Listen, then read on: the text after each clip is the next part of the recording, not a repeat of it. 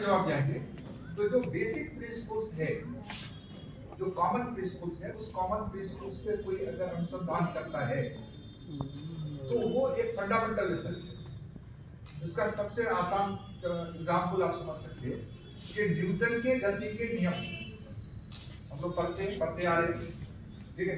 तो सबसे पहले न्यूटन ने जो गति का नियम दिया होगा, तो वो जो नियम है उसका एक फंडामेंटल अनुसंधान उसका है।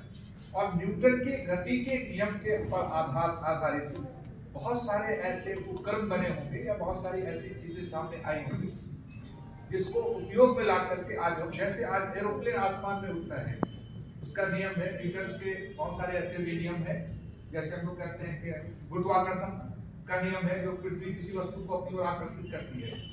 तो अगर एरोप्लेन आसमान में उड़ता है तो कहीं ना कहीं वो उस गुरुत्वाकर्षण के नियम के विरुद्ध उड़ता है, क्योंकि पृथ्वी अपने तरफ से है लेकिन वो उसके विरुद्ध उड़ता है। तो उसके विरुद्ध जब वो उड़ता है तो इसका मतलब है कि वो उड़ाने के लिए किसी ने भी आविष्कार किया होगा, ठीक है। तो न्यूटन के उस ग्रेविटेशनल फोर्स को ध्यान में रख करके उसने आविष्कार किया होगा। तो वो जो आविष्कार है, वो आविष्कार क्या है? एक अप्लाइड रिसर्च है। न्यूटन के गति के तीसरे नियम के आधार पे बंदूक चलती है या बंदूक बनाई गई है या और भी चीजें बनाई गई है। तो वो जो जिसने भी अनुसंधान किया होगा, जिसने भी इस पर काम किया होगा, वो एक तरह से अप्लाइड रिसर्च है।